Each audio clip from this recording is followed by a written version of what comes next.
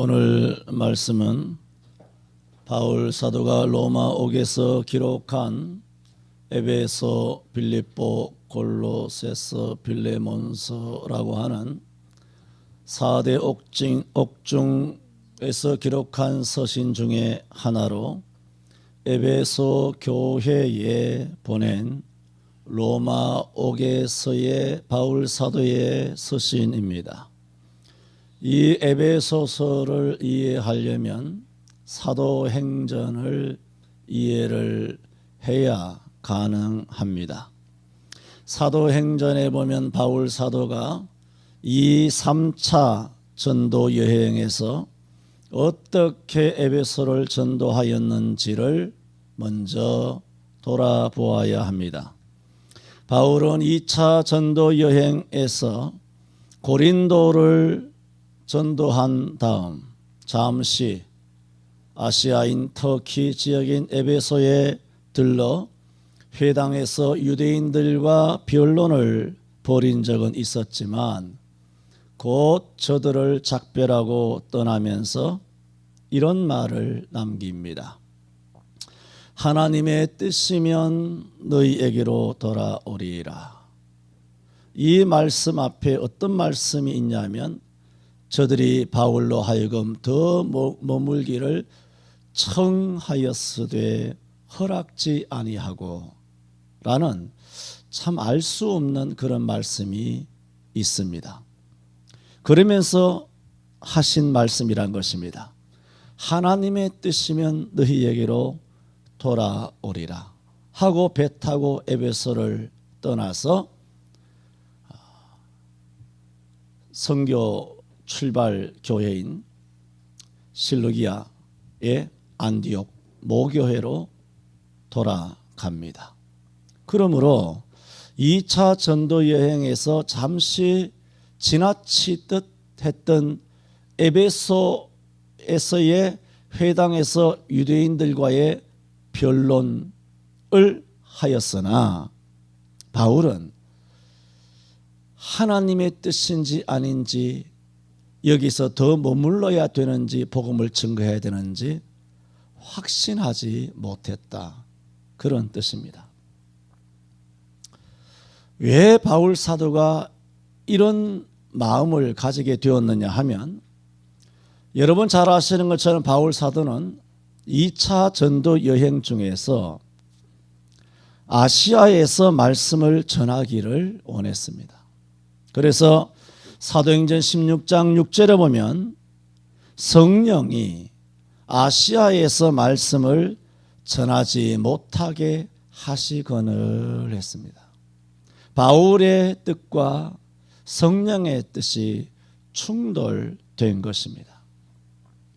이때 바울은 아시아에서 복음을 전하고 있었다가 성령이 허락지 아니하셨음에도 불구하고 바울은 계속 터키 북부 지방인 부르기아와 갈라디아 땅으로 다녀서 다시 유럽 해변가에 있는 터키 서쪽 해안 무시아 앞에 이르러서 복음을 전하다가 또다시 오히려 아시아 내륙, 터키 내륙 깊숙한 비두니아로 가고자 했습니다. 그때 두 번째 사도행전 16장에는 이렇게 말합니다. 예수의 영이 허락지 아니하시는지라 그랬습니다. 다 성령이시죠. 처음에는 성령이 아시아에서 말씀을 전하지 못하게 하셨다 말씀하셨고 그런데도 계속 아시아의 미련을 가지고 있으니 그래서 더 깊은 내륙으로 비두니아로 가고자 하니 또 같은 성령 이죠. 다른 이름으로 예수 그리스도 영께 되시는 성령께서 허락지 아니하셔서 그래서 그 밤에 무시아에 있다가 비두니아로 들어가지 못하고 드로아로 내려갑니다. 역시 해변가죠. 그러니까 내륙 깊숙이 들어가지 못하고 여전히 해변가에 얼쩡얼쩡대고 있었다는 겁니다. 아시아 깊숙이 들어가지 못하고 이러지도 못하고 저러지도 못하고 아시아에서 복음을 전하지 못하게 하시거늘 하셨지만 왜 바울 사도가 머뭇머뭇했느냐 하면은 성령께서 이리 가라 저리 가라 하시는 분명한 말씀이 아직 없으셨다는 거예요. 그래서 정처가 없어서 어떻게 해야 되나 하는데 무시아에서 드로아로 내려간 그날 밤에 마게도냐의 환상이 임합니다.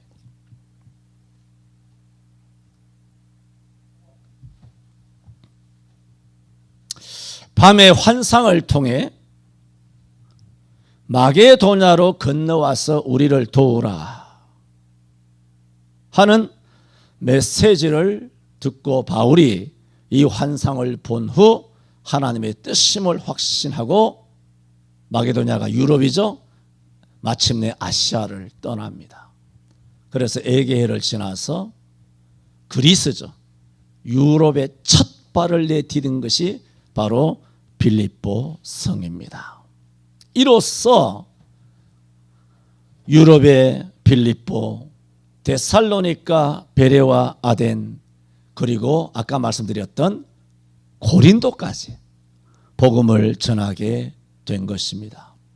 이처럼 성령으로 말미암아 유럽으로 건너간 바울의 전도는 오늘날은 지금 뭐 다 기독교가 쇠망했지만 옛날 2000년 전에는 전 유럽과 그리고 미국이라고 하는 아메리카와 거대한 바다 태평양을 건너서 아시아의 극동인 우리 대한민국에 이르기까지 136년 전 복음이 들어오게 된 불씨가 됩니다. 놀라운 일이 아닐 수 없습니다. 저와 여러분은 어제 오늘 어떻게 예수 믿었는지 모르지만 저와 여러분이 어제 오늘 예수 믿기까지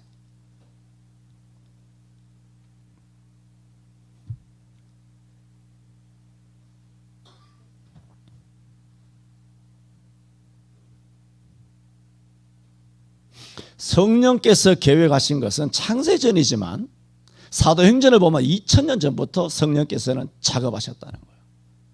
아시아의 복음을 유럽으로, 유럽의 복음을 아메리카로, 아메리카의 복음을 코리아로. 오늘 저와 여러분이 가지고 있는 믿는 이 복음은 하늘에서 뚝 떨어진 게 아닙니다.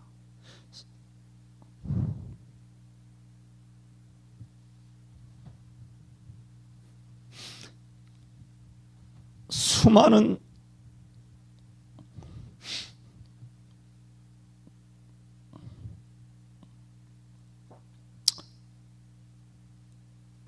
성도들의 고난을 통하여 피를 통하여 건너오게 된 것입니다. 그런데 이렇게 해서 바울은 고린도까지 복음을 전하고 에베소에 들렀지만 에베소에서 머뭇머뭇하고 하나님의 뜻이라면 다시 오마 하고 안디옥으로 갔다. 그 말씀을 드린 것입니다. 이로써 2차 전도여행은 끝이 났습니다.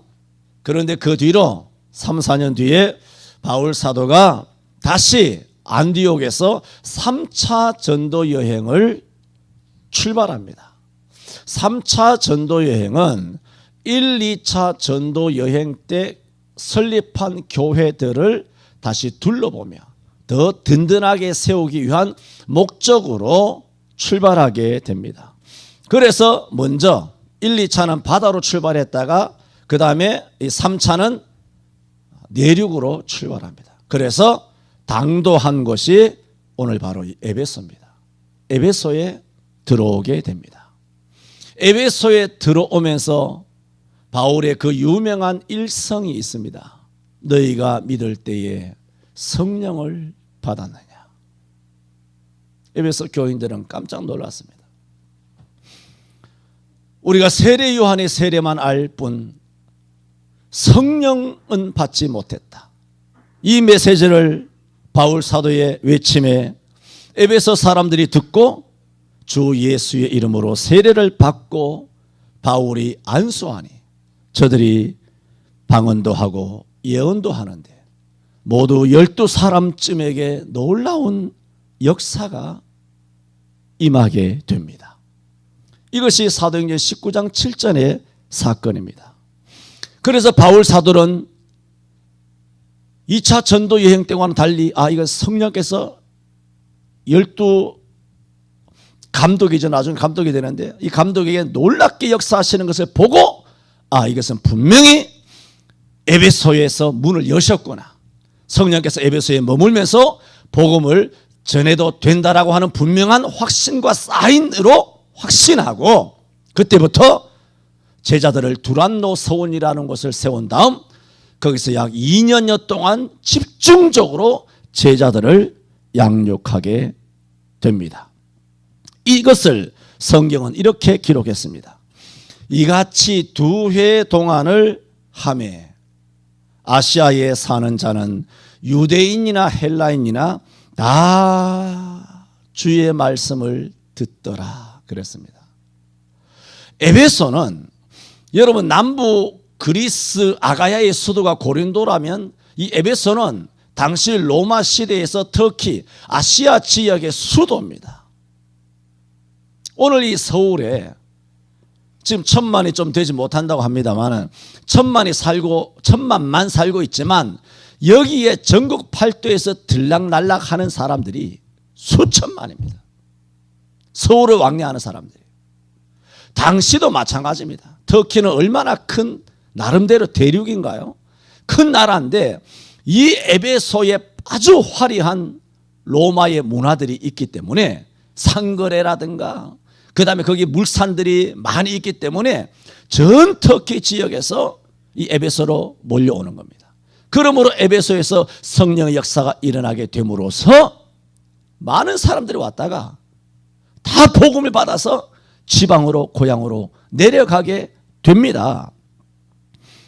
그래서 아시아에 사는 자는 유대인이나 헬라인이나 다 주의 말씀을 듣더라고 했습니다. 얼마나 놀라운 일입니까?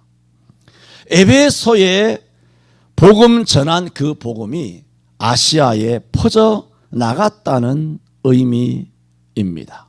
2차 전도 여행 때는 성령께서 아시아에서 말씀을 전하지 못하게 하셨으나 3차 전도 여행 때는 성령께서 크게 역사하셨다는 말입니다. 이렇게 바울 사도는 바울의 전도 여행에서 가장 오랜 3년을 에베소에 머물면서 믿는 자도 많고 반대하는 자도 있었지만 에베소에서 성령의 역사를 이루게 됩니다. 이것을 이후에 고린도 후서를 쓰며 고린도 후서 2장 12절에 말하기를 내가 그리스도의 복음을 위하여 드로아의 이름에 에베소 인근 지방이죠. 드로아의 이름에 주 안에서 문이 내게 열렸으며 라고 그렇게 기록을 남기고 있는데 이것은 바울 사도가 2차 전도 여행 때 닫혀졌던 에베소의 전도의 문이 3차 전도 여행에서 광대하게 복음의 문이 열렸음을 후기하고 있는 사실입니다. 이렇게 에베소 교회는 사도행전 나중에 20장에서 바울의 고백대로 내가 아시아에 들어온 첫날부터 지금까지 모든 겸손과 눈물이며 유대인의 관계를 인하여 참고 주를 섬기며 유익한 것은 무엇이든지 공중 앞에서나 집에서나 끊임이 없이 증거하고 가르쳤으며 3년을 밤낮 쉬지 않고 눈물로 각 사람을 훈계함으로 이루어진 교회가 에베소 교회입니다. 최선을 다한 교회입니다.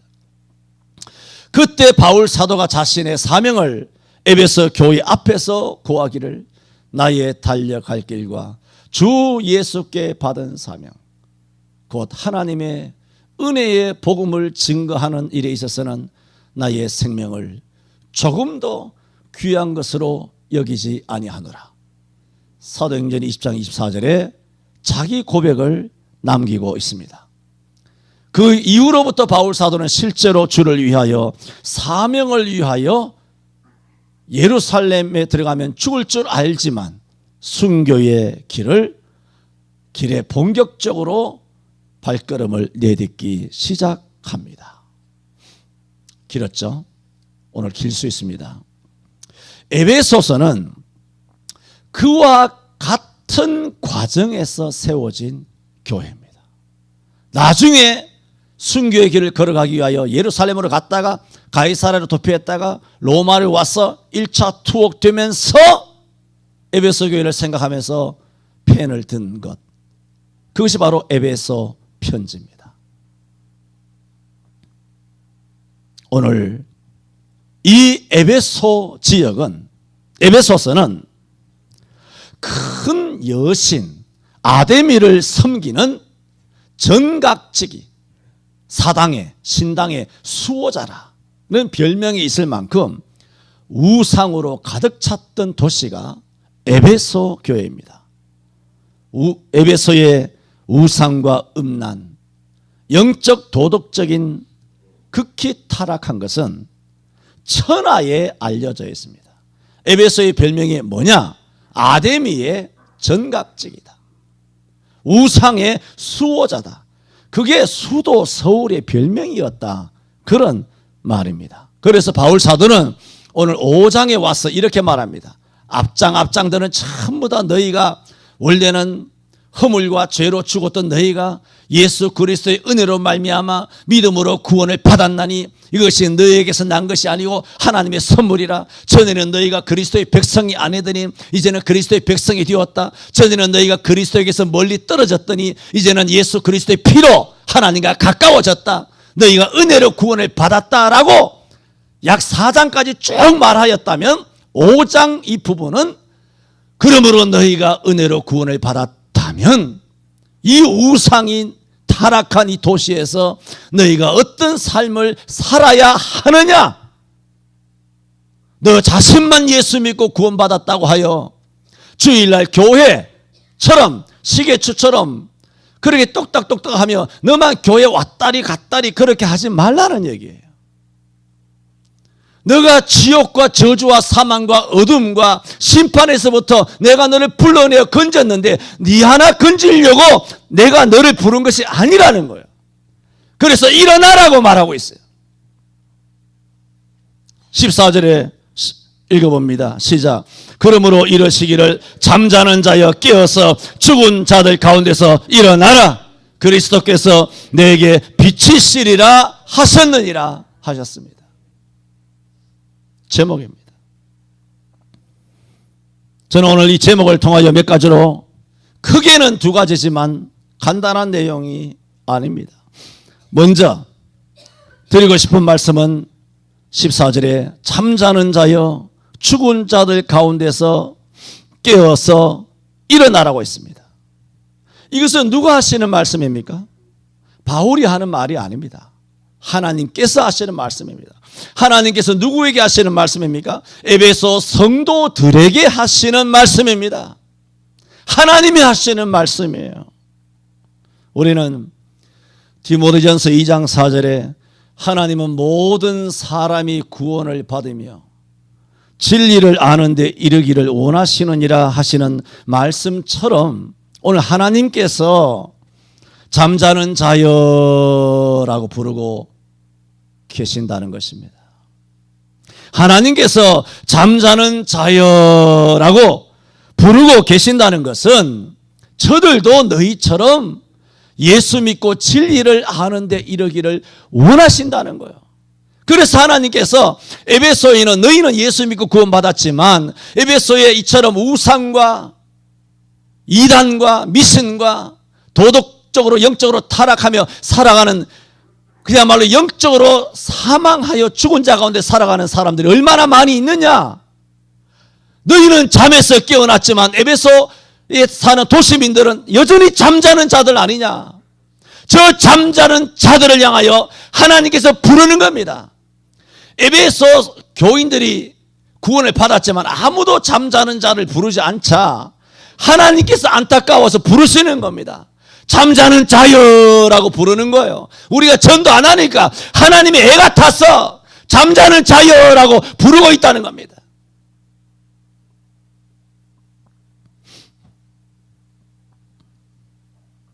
이처럼 하나님께서는 지난날 우리도 영적으로 사망의 잠을 자고 있었는데 하나님이 우리를 불러서 구원을 해 주셨잖아요. 우리를 불러서 구원해 주신, 근데 어떻게 누구를 통하여 불렀나요? 누군가를 통하여 불러서 구원해 주셨잖아요. 모든 사람은 누군가를 통하여 구원받습니다. 하나님은 동일한 방법을 에베소에서 여전히 잠자고 있는 사람들에게 적용하기를 원하셔서 너희가 그 누군가가 되라는 겁니다. 너희도 누군가를 통하여 구원받았지 않느냐? 누군가는 누굽니까? 바울이죠. 너희가 누군가를 통하여 구원받았다면 여전히 누군가의 부름을 기다리면서 영적 도덕적으로 타락하여 영성이 죽어서 하나님에서 떠나서 사망의 잠을 자고 있는 너희 도시민들, 너희 친인척들이, 너희 가족이, 너희 이웃이 눈에 보이지 않느냐? 너도 가서 누군가가 되라는 거예요. 주님이 너무 안타까워서 잠자는 자여라고 부르고 있어요. 우리 아무도 안 부르니까.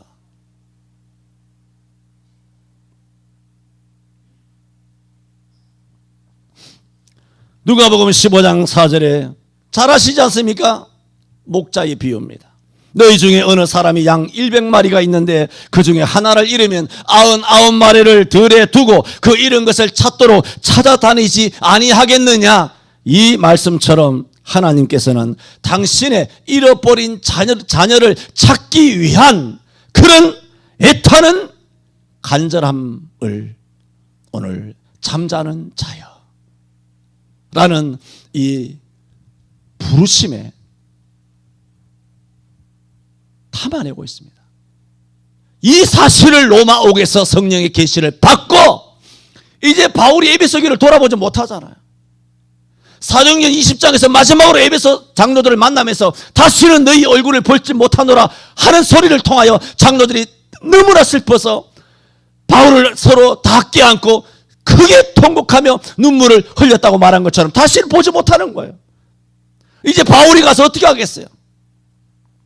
이제는 내가 너희에게 복음을 전한 것처럼 너희가 나머지 에베소 사람들에게 복음을 전하는 누군가가 되어야 된다라고 잠자는 자여라고 로마옥에서 성령의 영감을 받은 바울 사도가 에베소 5장에 잠자는 자여라는 서신을 써서 에베소 성도들에게 보내어서 너희가 이 하나님의 애탐과 이 간절함에 너희가 부응하여 복음 전도자가 되라고 서신을 보낸 것입니다.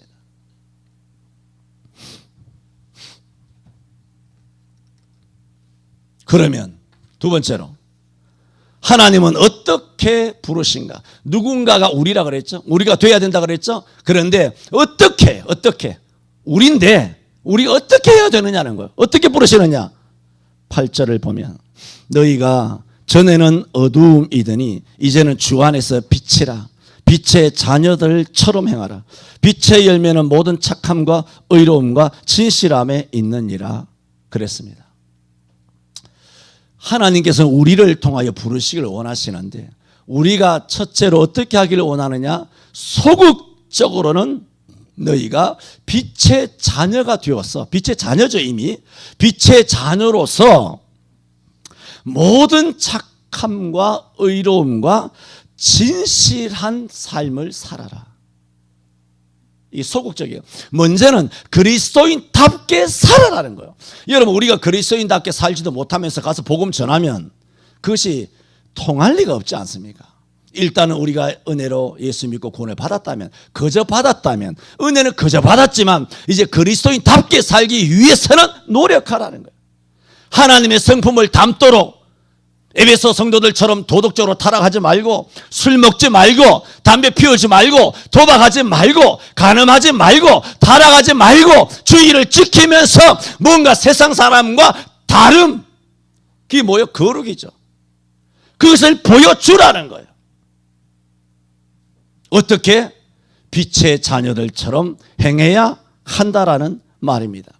여러분 빛의 여러 가지 특징이 있지만 많이 있지만 한 가지 말씀을 든다면 빛의 기능 가운데 가장 뚜렷한 것 중에 하나는 사물을 분명히 구분합니다. 여기 불을 끄면 안 보입니다. 구분이 안 갑니다. 불을 켜면 이게 뭔지, 여러분이 누군지, 암흑의 장로님인지 권사님인지 집사님인지 의자인지 뭔지 성경인지 찬송인지 밥인지 된장인지 그것이 빛이 들어오면 이게 분명하게 나타납니다. 오늘 우리가 어떻게 해야 되느냐, 오늘 이 말씀을 드리려고 하는 거예요. 정말 그리스도인이라면 내가 그리스도인이라 사실을 분명히 상대방의 뼈를 때린다 그러죠. 뼈에 각인을 시켜줘. 저놈은 완전 예수정이야. 저놈은 방법이 없어. 저놈은 내놔야 돼. 내놓은 놈이야 할 정도로 예수쟁이, 병자가 되고 환자가 돼야 돼요.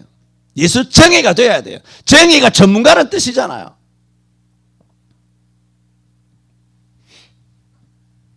우리의 삶이 뚜렷해야 합니다. 세상과 타협하는 것은 뚜렷한 게 아닙니다. 뚜렷하지 않죠. 물에 물 탄 듯이, 술에 술 탄 듯이, 바람 부는 대로, 물결 치는 대로, 부평처처럼, 부유물처럼 물 위에 홍수에 배 까대집고 허연 배를 드러내면서 죽은 물고기가 홍수에 떠내려 가는 것처럼 그렇게 성도들이 지금 살아가고 있지 않습니까? 그건 결코 빛이 아닙니다. 세상과 어울리려 하거나 세상적으로 하거나 세상의 모호한 태도를 취하는 것은 빛이 아닙니다. 빛은 모호한 게 아닙니다. 빛이 뭐 모호한가요? 여러분 그런 빛을 봤습니까? 지금 우리가 수십 년 살면서 빛이 뚜렷해요. 컴퓨터보다 정확해요. 얼마나 정확한데 빛이. 그러므로 우리는 모든 행동은 오로지 빛 대신 성경의 가르침, 성경의 가르침대로 행동해야 합니다. 세상에 빛이 된다는 것은 세상이 좋아하는 대로 행동하는 것이 아닙니다. 세상은 어둠인데 세상이 좋아하는 대로 행동하려면 어떻게 해야 됩니까? 나도 빛을 줄여야 돼요. 그래서 이 시대에는 많은 성도들이 세상이 빛을 싫어하기 때문에 세상이 빛을 싫어하는데 우리가 빛을 그대로 안고 어둠의 세상에 다가가면 세상이 놀라. 그렇게 하면 안 돼. 그거는 상대방을 배려하지 못하는 거야. 세상 사람을 배려하기 위해서는 세상 사람들이 싫어하는 빛으로 가서는 안 된다며 스스로 명도를 조절하는 인본주의의 빛이 되고 말았습니다. 지금 한국교회는 지난날 한국교회는 빛이었습니다. 분명합니다. 왜? 내가 그 시대를 살아봤기 때문에. 분명히 빛이었습니다. 여러분 오늘날 여러분과 20수년 있으면서 한국교인이 뭐라고 한 것을 1980년 이전에 난 그런 설교 한 적이 없어요. 그런 고민도, 그런 영적인 고민도 한국교회에 대하여 영적인 고민도 한국교회 타락에 대해서 근심하고 고민하고 염려하고 걱정하고 불안하고 그리고 전혀 없었어요. 그때는 기상을 떨쳤습니다. 무조건 선교하고 죽자 내가 살아도 주를 위하여 살고 죽어도 주를 위하여 죽나니 내가 사나 죽어는 오직 그리스도의 것이라. 내가 그리스도와 함께 십자가에 못 박혔나니 그런 적 이제는 내가 산 것이 아니라 오직 내 안에 그리스도께서 사신 거예요. 이제 내가 육체가 안 돼 사는 것은 나를 사랑하사 나를 위하여 자기 몸을 버리신 하나님의 아들의 믿음 가운데 사는 것이라. 세상을 끊고 십자가 보자. 예수를 위하여 살다가 예수를 위하여 죽자. 예수를 위하여 살기를 원하네. 예수를 위하여 죽기로 했네. 이런 찬송, 이런 기도, 어마어마한 소망과 긍정과 영적에서 승리에 그 고무된 그런, 저만 그런 게 아니에요. 그 시대가 그랬어요. 다 기독교인들 다. 그 당시에 기독교인이 몇 명이었는지 잘 모르지만 전혀 고민 없었어요. 지난주일 말씀드린 것처럼 한국교회가 기도 1984년도부터 기도 안 하면서 목사님들마다 이외에 한국교회 지난주 다 설명했잖아. 그렇게 고민하기 시작한 거예요. 이렇게 사달이 일어나게 된 것입니다. 그래, 과거에는 한국교회는 빛이었습니다.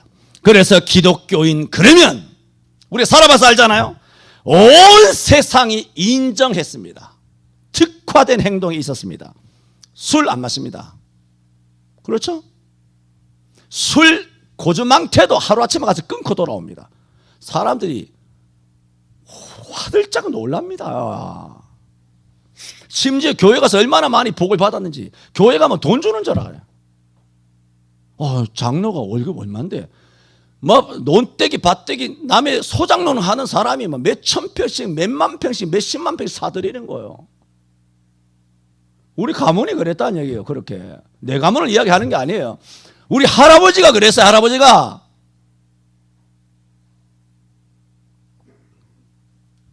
우리 할아버지만 그런 게 아니에요. 그 당시에는 다 그랬어요. 어마어마하게 다 복 받았어요. 다들 거지 새끼가 가서 부자가 되어버린 거예요. 교회의 특화였어요. 뭐 술을 하나 마약을 하나 도박을 하나. 쟤네들은 죽어도 주일 성수하지, 밥 먹기 전에 꼭 밥 먹기 전에 기도하지, 근면성실하지, 거짓말을 하지 않지, 정직하지. 당시 기독교인의 빛이었고 성경이었고 교회였습니다. 분명했습니다. 그러나 이런 특화된 행동은 이제는 이단의 특징으로 넘어갔습니다. 이단들이 철저하게 안식일을 지킨다고 주일 안 지키고 토요일 날 예배하고. 여러분 다 알죠? 다 인정하죠? 걔네들은 예수 믿는 사람도 인정해요. 우와, 얘네들은 안식에 목을 걸었구나. 근데 교인들은 주일날 교회 안 나오잖아요. 그런데 걔네들은 안식일날 모가지를 건 거예요. 옛날 우리가 하던 게 다 이단이 다 넘어갔습니다. 하여튼 다 뺏겼다는 걸 알면 됩니다. 군대 안 가잖아요. 총 안 든다고. 알죠? 그래서 교도소 가잖아요. 서울구치소 가잖아. 다 갑니다. 구치소 가면 그런 여호와의 증인의 청년들을 어떻게 하는지 압니까? 걔네들 형이 1년 2개월인지 1년 6개월인지 모르지만 이미 수십 년 전부터 교도소의 간수과 그 교도소 내에서도 이미 다 소문이 퍼져서 여호와의 증인 출신들의 젊은이들은 돈 한 푼도 절대로 속이지 아니하고 뒤에 가서 숨어서 졸지도 게으르지도 아니하고 얼마나 정직하고 근면하고 성실한지 걔네들은 빵사리하러 들어오면 행정 업무를 맡깁니다. 감사도 안 합니다. 회계도 안 합니다. 걔네들은 완전히 믿습니다. 바깥에서 세무 부패하는 그런 세무사들처럼 그렇게 하지 않습니다. 일전 한 푼도 틀림없이 완벽하게 해냅니다. 일을 무조건 깜빵에 들어오면 걔들을 신임해서 세워버립니다. 그게 이단들의 특화예요. 그게 옛날에 우리 그리스도인들이 그랬거든요. 근데 요즘 그리스도인들은 완전 도둑질하고 사기치고 교회 돈 재정부에서도 돈 훔쳐먹고 뭐 헌금 주머니에 넣었다 거기서 빼먹고 말이죠. 나중에 뒤에 헌금함에 있으면 이렇게 파리채로 뭐 어떻게 찐득이 붙여가지고 돈도 꺼내먹고 말이죠. 별 희한한지 이제 11조도 안 하잖아. 큰 교회든 작은 교회든 50% 헌금을 하나. 이게 다 뭐예요? 다 도둑놈을 키운 거예요. 교회 안 나오면 헌금 안 해도 됩니까?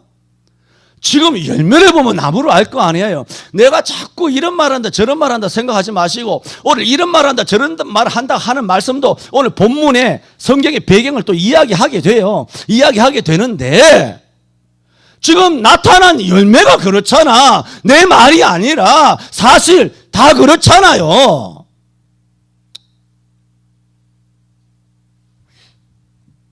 이제는 다 이단들이 특화예요.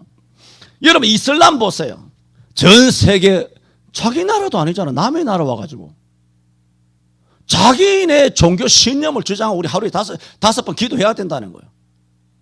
저쪽을 향하여 엎드려가지고 엉덩이에 하늘 높이 쳐들고 대가리 땅에 쳐박고 그렇게 하루에 5번씩 기도해야 된다는 거예요.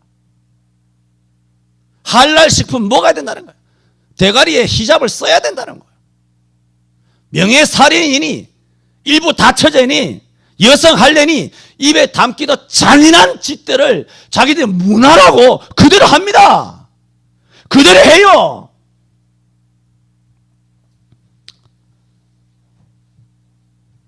그게 이슬람의 특화된 행동인데 전 세계에서 인정받고 있습니까? 안 받고 있습니까? 인정받습니다.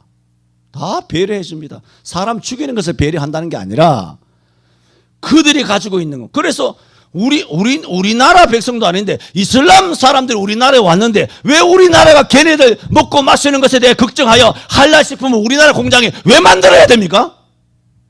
우리나라 사람들이 미국 가면, 아니 일본에 가면, 독일에 가면 독일 정부가 한국 사람들의 햄, 소세지 아주 냄새나서 노린내 나서 못 먹으니까 우리 독일 정부가 애를 써서 김치 공장을 만들어서 한국 사람들에게 옛날 독일 광부나 간호사에게 김치를 제공해야 된다. 그따위 짓을 합니까? 개 같은 짓이 다 있어요. 지들이 처먹고 싶거든. 요즘 뭐 얼마든지 콜하면 택배하면 다 외국에서도 택배로 다 날아오는데 지 나라에서 한라식품 배달해서 처먹든가 말든가. 우리나라에서 이 땅에서 이런 미친 짓을 합니까? 박근혜가 그랬잖아. 아시죠? 잘못된 것은 박근혜든 김대중이든 노무현이든 하여튼 성경 앞에서는 앞뒤 없어요. 지가 뭔데? 하나님 앞에서.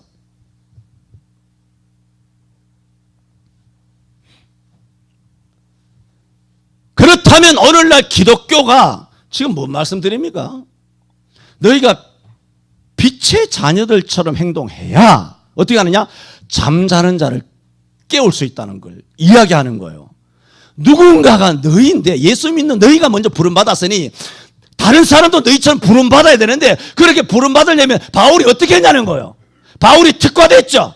빛의 사도로 살았죠. 이방의 빛이 됐죠. 너희도 작은 바울이 되라는 거예요. 착함과 의로움과 진실함, 빛은 뚜렷해야 된다는 거예요. 세상에 모호하게 접근하면 안 된다는 거예요. 박쥐새끼처럼.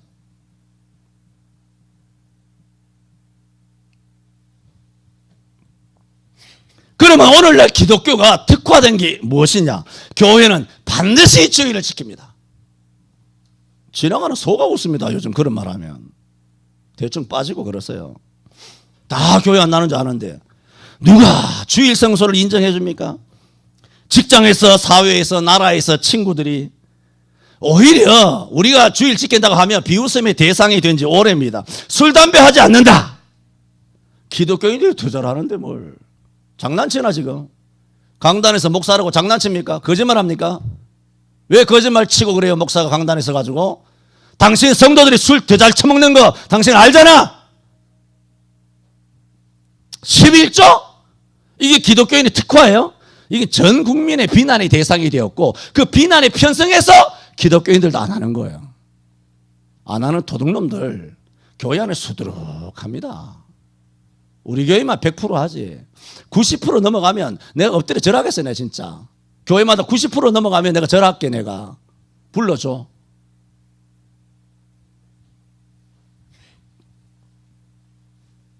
이젠 크리스마스도 무의미합니다. 그렇죠?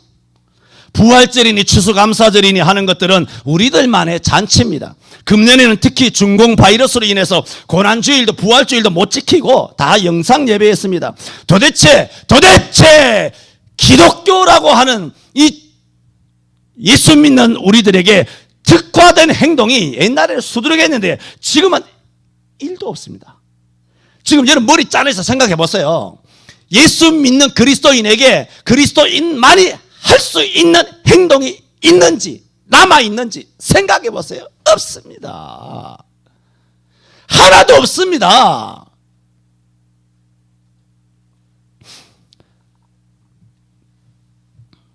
그러면 최근 들어서 기독교에 특화된 행동 하나 소개해 드리겠습니다.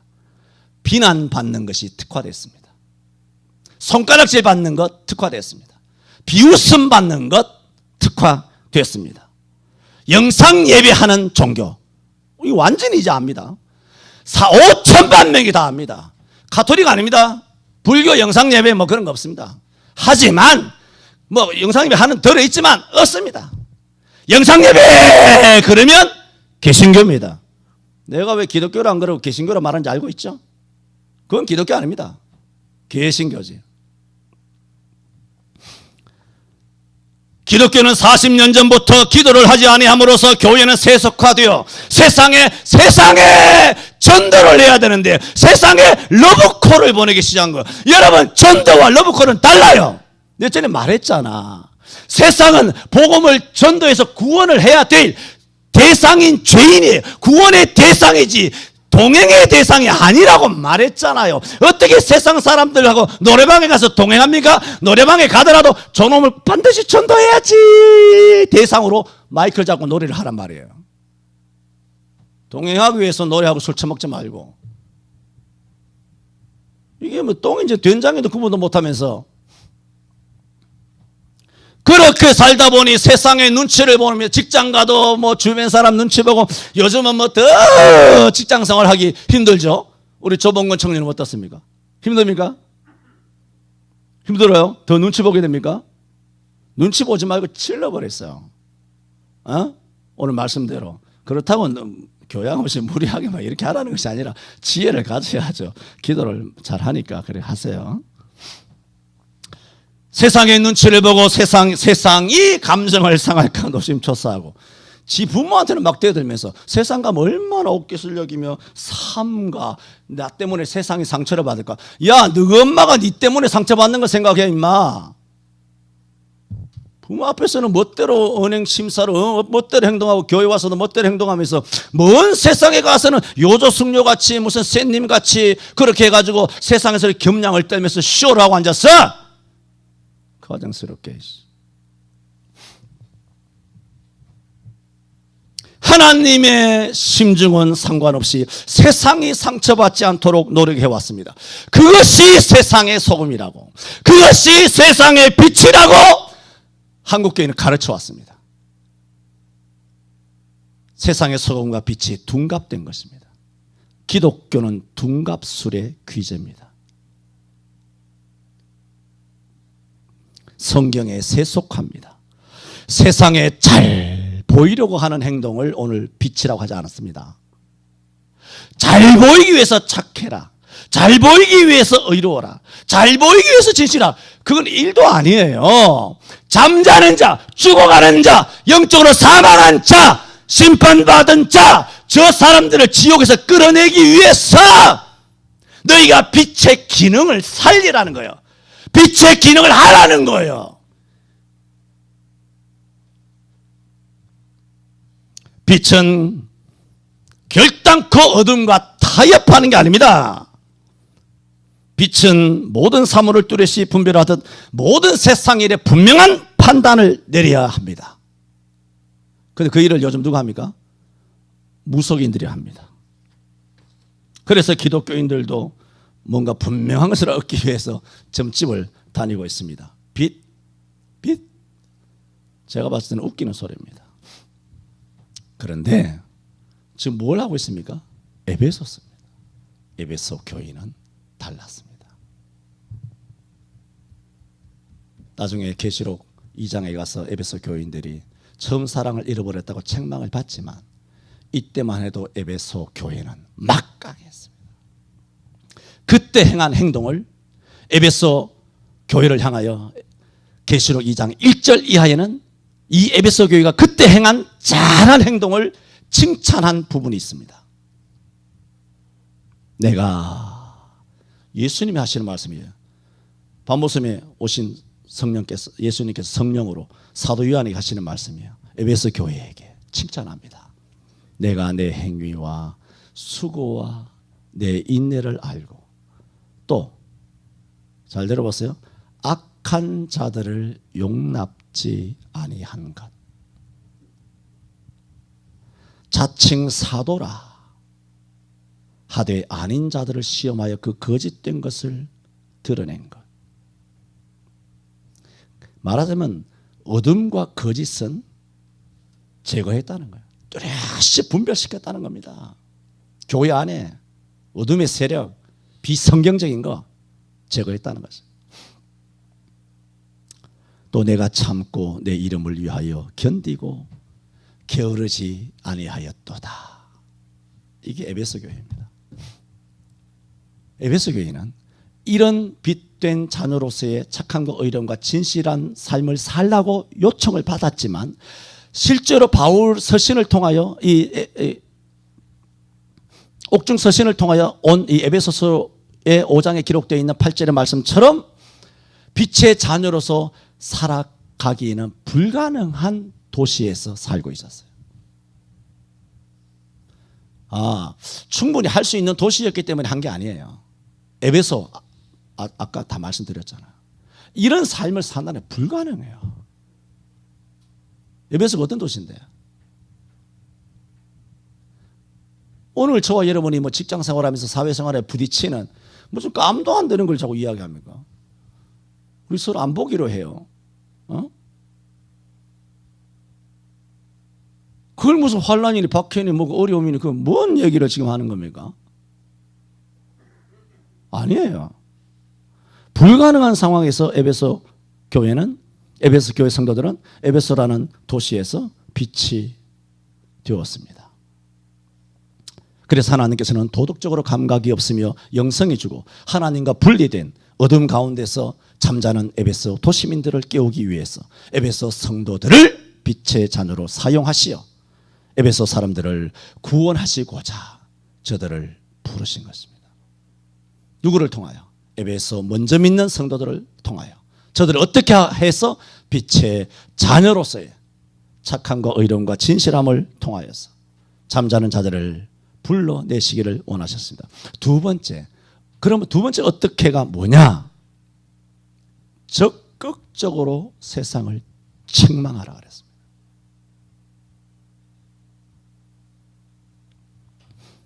11절 10절부터 읽어볼까요? 10절 11절 시작.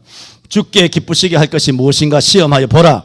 너희는 열매 없는 어둠의 일에 참여하지 말고 도리어 책망하라. 이것이 바로 하나님이 우리를 통해 죽은 자를 부르시기를 원하는 방법이에요. 주께 기쁘시게 할 것이 무엇인가 시험하여 보라. 누가? 주가. 오로지 주님이 뭘 기뻐하실까요? 세상 사람들이 뭐 주변 사람이 이웃이 아니라 주께 기쁘시게 할 것이 무엇인가? 주님한테는 아무 관심이 없고 개혁주의 신앙은 수십 년 동안 지내온 얘기죠. 하나님 중심, 성경 중심, 교회 중심입니다.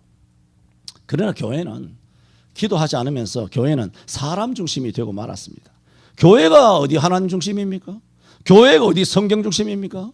교회가 어디 교회 중심입니까? 다 사람 중심으로 된 지가 오래입니다. 사람 목사, 지난주에도 말씀드렸죠. 사람 장로, 사람 권사, 사람 집사, 사람 청년들이 중심이 되었습니다. 그래서 교회 바깥으로는 하나님 주께 기쁘시게 할 것을 생각하지 아니하고 사람들 눈치나 살피는 저급한 단체로 전락했습니다. 국가에 대해서는 책망은 전혀 하지 못한 채 국가 시책 시다바리로 국가 공무원법에도 없는 무급저리로 전락되었습니다. 세상을 책망해야 되는 교회가 비난의 대상이 되어도 아가리 침묵하고 유구무원이 되고 말았습니다. 오히려 교회의 지도자들은 이 판국에서도 세상을 책망하면 큰일이라도 날 것 같이 강단에서 행동하고 있습니다. 진짜 그리스도인이라면 세상에는 완전히 귀를 닫고 눈을 닫고 입을 열어 세상을 향하여 선포해야 할 것입니다. 그래서 11절에 너희는 열매 없는 어둠의 일에 참여하지 말고, 이것은 소극적이에요. 그런데 적극적으로는 뭐라고 말씀했습니까? 도리어 책망하라 그랬어요. 세상을 책망해야 합니다. 어둠의 일, 육의 일, 악한 행실, 죽은 행실 적극적으로 책망하라. 악을 방치하는 것은 그 악에 대하여 조장하는 것이요, 진리에 대하여 하나님에 대하여 불충성하는 것이요, 그 악을 행하는 자에 대한 사랑이 없는 행위입니다. 정말 대한민국을 사랑한다면, 정말 정치권을 사랑한다면, 정말 한국교회를 사랑한다면 책망해야 돼요. 책망하면 책망받는 것마다 빛으로 나타나게 될 줄로 믿습니다. 담금질을 해야 돼요. 정으로 쳐야 돼요. 대패로 깎아야 돼요. 대패질 많이 해봤지 않습니까? 깎으면 그 나무가 거칠거칠한 것이 매끈매끈하게 나옵니다. 얼마나 반짝이는데 그거 하다 보면 대패질이 재미가 있다니까.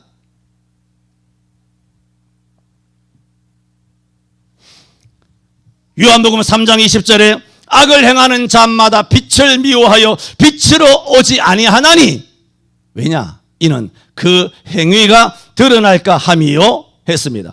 빛은 악을 드러나게 하는 속성에 있다는 말입니다. 그것을 오늘 본문에서는 어떤 단어를 썼다? 책망이라는 단어로 바꾸어서 쓴 것뿐입니다.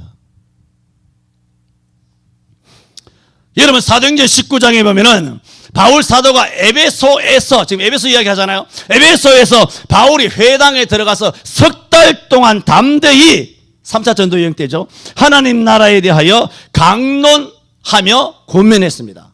사람의 손으로 만든 신은 진짜 신이 아니다. 엄청나게 아담의 신을 만들고 다 설명 못하지만 잘 아시잖아요.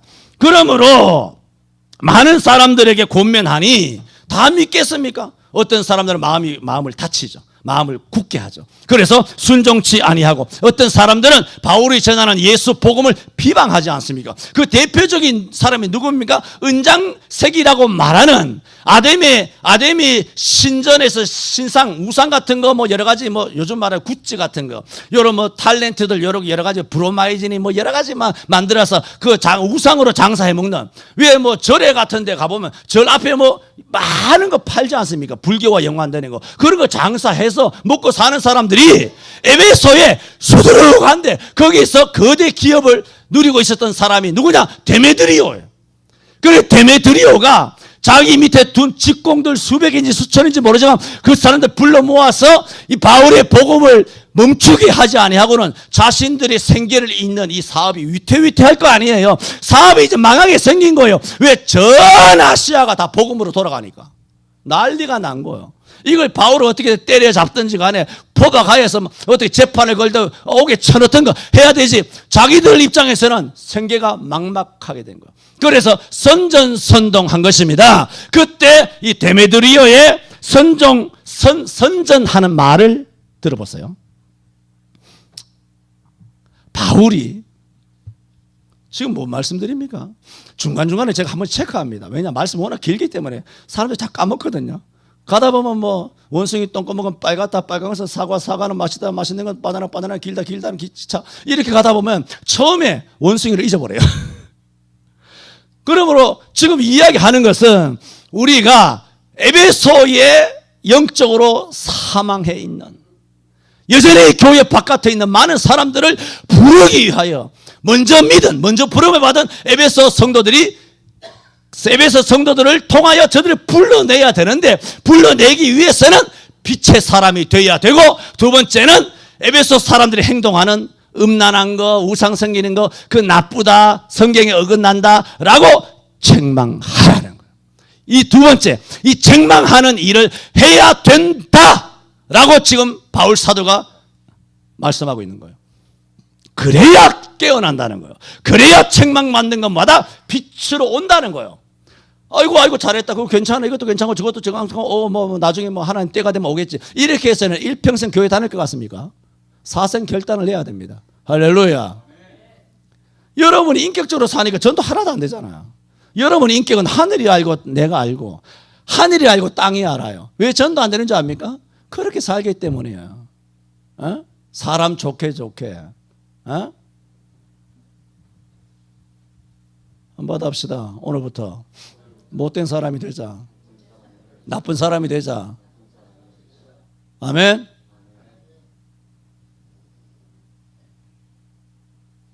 왜 세상에 빛이 되려고 그래? 여러분 빛도 아닌데 왜 빛이 되려고 그래? 빛은 예수님이야. 오늘 결론이 그거예요. 결론이 뭐가 나오느냐? 우리가 이렇게 빛된 생활을 했는데 그 빛을 14절 하반절에 뭐라 그러냐? 죽은 자들 가운데서 일어나라. 그리스도께서 내게 비추시느니라 그랬어요. 그래 우리가 빛의 자녀가 되고 우리가 책망함으로써 저들에게 분명한 분별을 보여주는 빛의 삶을 통하여, 구별된 삶을 통하여 잠자는 사람들을 불러 일으키는 사명을 우리가 가졌지만, 그런 행동을 다 해도 실제로 우리를 통하여 비추는 빛이 내 빛이 아니라는 거예요. 그리스도의 빛이 날 통하여 비춰진다는 거예요. 왜 여러분이 세상에 빛 되려고 그래요? 장난칩니까? 여러분 빛이 아니잖아. 여러분 달이 빛입니까? 달은 저거 꺼져 있는 별이에요. 저게 빛이 없어요. 지금 반사체예요. 태양의 빛에 받아 다 그런 거예요. 다. 여러분이 왜 자 빛인 척해요? 세상에서 착한, 여러분 착하지 않은데 왜 착한 척 하려고 그래? 정체를 드러내요. 손들어. 정체를 드러내. 왜 종교적인 껍데기에 쌓여서 그렇게 살아?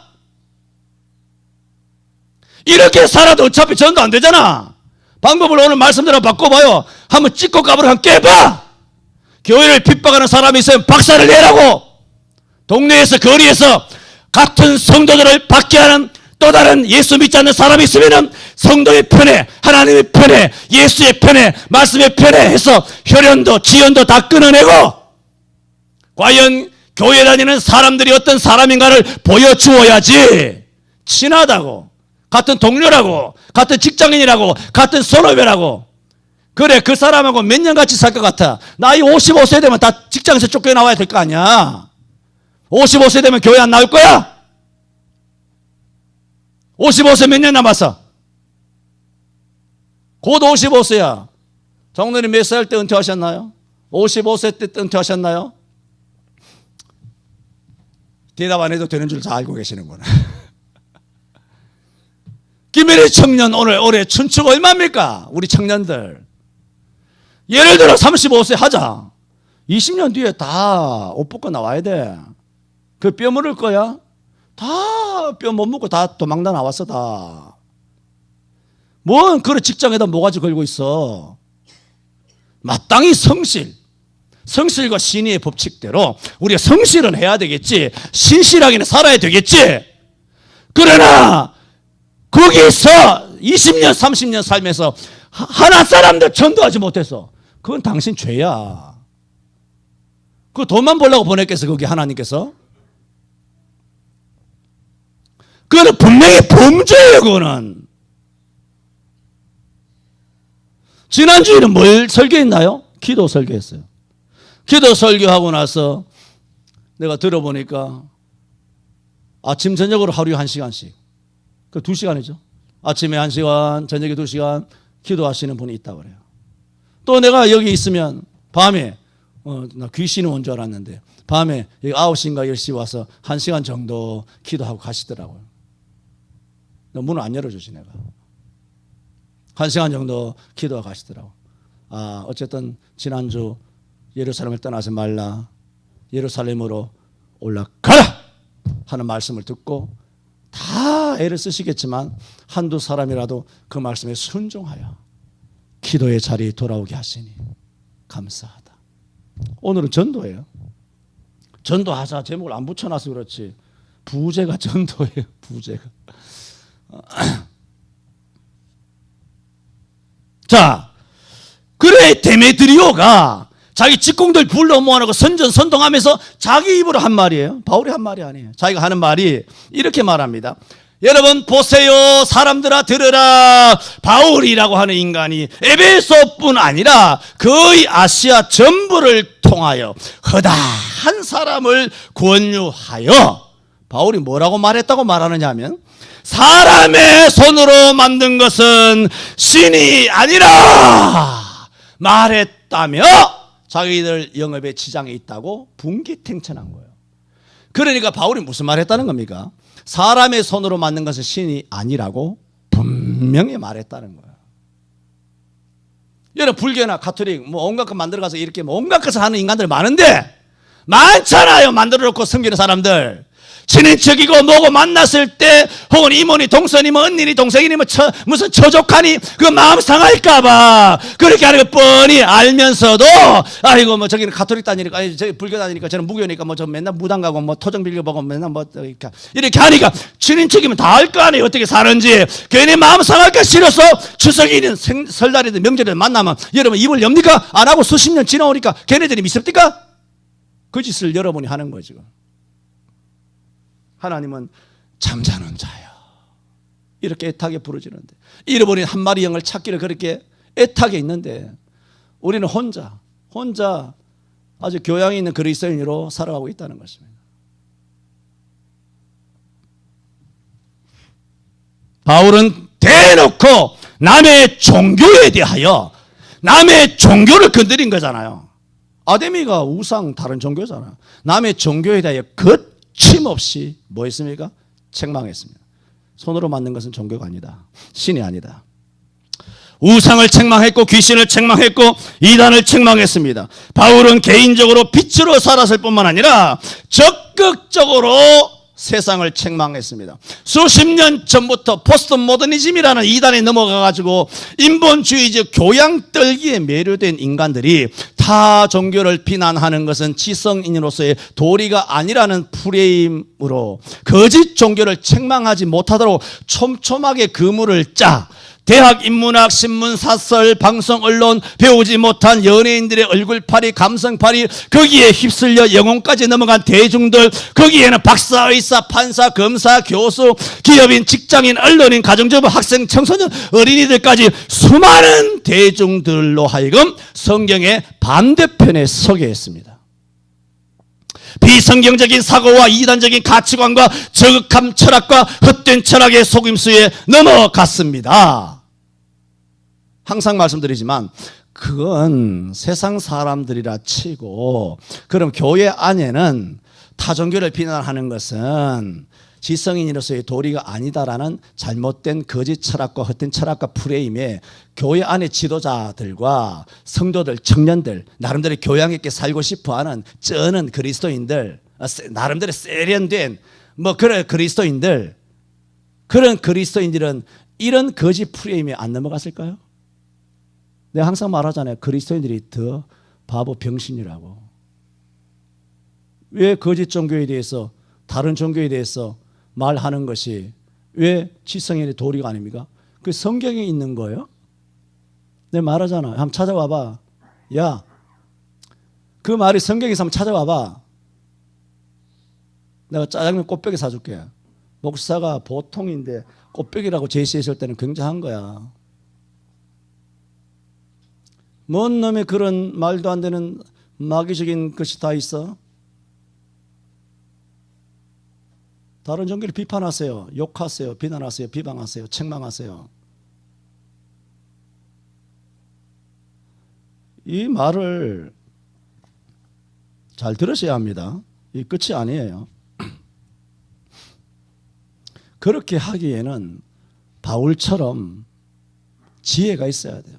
성령이 있어야 돼요. 아무데나 성당 앞에 가가지고 돌덩어리 저거 깨어봐라 어떠고 저떠고 그렇게 하라는 얘기가 아니잖아요. 지금 그렇게 마구잡이로 막무가내로 무대뽀로 하라는 지금 말씀이 아니잖아요.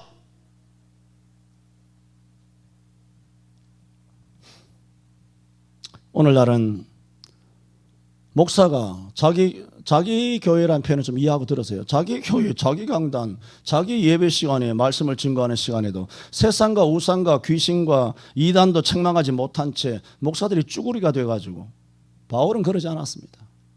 바울은 세상을 책망했습니다. 왜? 하나님이 책망하라고 그랬습니다.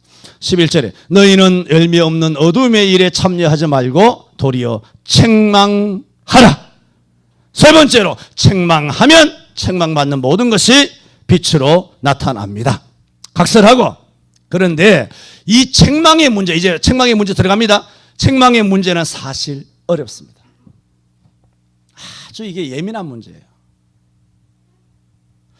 반드시 책망해야 되는 경우에도 반드시 책망하는 것이 의로운데도 불구하고 무슨 위험성이 다분히 있느냐 하면 책망받는 자가 도리어 비난받을 소지가 굉장히 많습니다. 책망하면 나쁜 놈이 되는, 책망하면 사랑이 없다는 식으로 그럼 몰리는 거예요. 잠언 9장 7절 8절에 들어보세요. 책망에 대한 지혜의 가이드라인입니다. 거만한 자를 징계하는 자는 도리어 능력을 받고 악인을 책망하는 자는 도리어 미움을 받고 흠을 잡히느니라. 거만한 자를 책망하지 말라. 책망하라고 오늘 해놓고도 잠언에는 지혜 쓰니까 거만한 자를 책망하지 말라. 그가 너를 미워할까 두려우니라. 우리는 하나님 책망하라 그래서 막 책망하잖아요. 그럼 거만한 사람은 책망 안 듣습니다. 도리어 너를 미워할까. 그러나 지혜 있는 자를 책망하라. 그가 너를 사랑하리라. 지혜 있는 자 되시기를 바랍니다. 책망받으면 책망받는 것이, 이런 책망의 절차와 책망의 가이드라인과 책망의 지혜를 통하여 책망하게 됨으로써 에베소 교회에 이단과 우상과 도덕과 윤리가 완전히 타락해서 영적으로 죽어 사망에 잠자는 자들, 그들을 향하여 하나님께서는 돌아오지 않는 메아리처럼 홀로 낙낙장송처럼 높은 곳에 머무시면서 허공을 향하여 외칩니다. 잠자는 자여, 깨어서 죽은 자들 가운데서 일어나라. 그리스도께서 내게 비치시느니라. 이 말씀을 하심으로 오늘 우리가 이 역할을 감당해 주기를 원하십니다.